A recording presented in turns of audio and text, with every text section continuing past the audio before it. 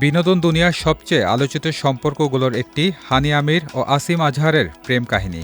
শুরুটা ছিল রঙিন, কিন্তু শেষটা তিক্ততা নীরবতায় মোড়া, যেন এক অসমাপ্ত গল্পের অধ্যায়। প্রেম থেকে বিচ্ছেদ, তারপর দীর্ঘ সময় দূরত্ব, সব মিলে তাদের সম্পর্কের যাত্রা অনেকটাই রোলার কোস্টারের মতো ওঠানামায় ভরা।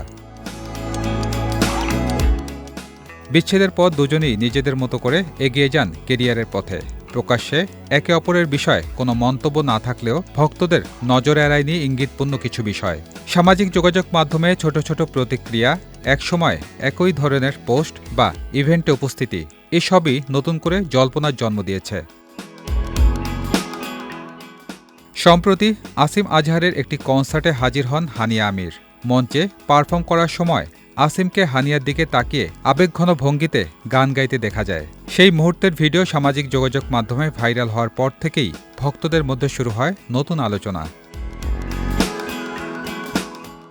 এরপর যুক্তরাষ্ট্রে আসিমের আরেকটি কনসার্টেও দেখা যায় হানিয়াকে। যদিও তিনি নিজেকে আড়াল করার চেষ্টা করেন, তবুও ভক্তদের নজর এড়াতে পারেননি। বিশেষ করে তার হাতে থাকা একটি রুমাল নিয়ে শুরু হয় নতুন চর্চা। রুমালটিতে বড় অক্ষরে লেখা ছিল আসিম আলী, যা ভক্তদের কৌতূহল আরও বাড়িয়ে দেয়।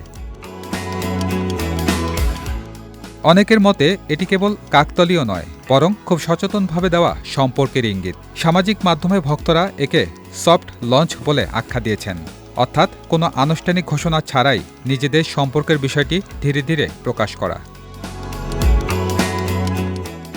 এদিকে পাকিস্তানি কয়েকটি গণমাধ্যম দাবি করেছে, সব মান অভিমান ভুলে বছর শেষ দিকে বিয়ের পরিকল্পনা করতে পারেন এই জুটি। যদিও বিষয়টি নিয়ে এখনও মুখ খোলেননি হানিয়া বা আসিম।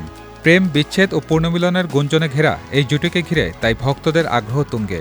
এখন দেখার বিষয়, সম্পর্কের এই গুঞ্জন সত্যি করে কবে আনুষ্ঠানিক ঘোষণা দেন হানিয়া ও আসিম। সজল খান, বিজয় টিভি, ঢাকা।